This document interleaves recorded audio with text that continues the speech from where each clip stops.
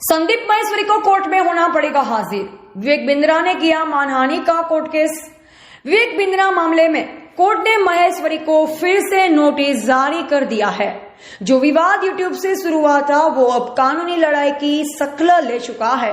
Doctor Bindra की appeal पर फरीदाबाद की कोर्ट ने दोनों पक्षों के खिलाफ पब्लिक प्लेटफॉर्म पर बोलने पर रोक लगाई थी, लेकिन इस मामले में संदीप महेश्वरी को कोर्ट की आज्ञा की अवहेलना का दोषी पाया गया है, जिसके बाद कोर्ट ने संदीप महेश्वरी को नोटिस जारी किया है। संदीप महेश्वरी की मुश्किलें कम होने का नाम नहीं ले रही है।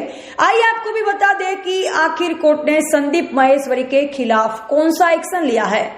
कोर्ट ने क्यों जारी किया नोटिस। फरीदाबाद कोर्ट ने पिछले साल 22 दिसंबर को अपने पहले आदेश में दोनों पक्षों को एक दूसरे के खिलाफ बोलने से मना किया था। उसके बाद 5 फरवरी को कोर्ट ने एक और आदेश इसी संबंध में दिया, जिसमें कोर्ट में दोनों पक्षों को एक दूसरे के खिलाफ ऑनलाइन और ऑफलाइन किसी भी तरह के प्लेटफॉर्म पर बोलने से मना किया था। साथ ही किसी तरफ का कैंपेन न करने का भी हिदायत दी थी।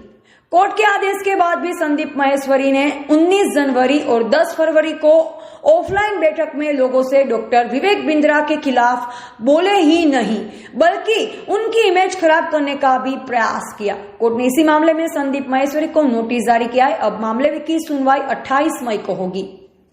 पहले भी मिल चुकी है फटकार, यह पहला मौका नहीं है जब कोर्ट से संदीप महेश्वरी को फजीहत उठानी पड़ी है। कोर्ट ने इससे पहले भी बिंद्रा पर बनाए गए वीडियोस को लेकर कोर्ट ने संदीप महेश्वरी को आईपीसी की धारा 499 और 500 के तहत आपराधिक मानहानि का नोटिस जारी किया था।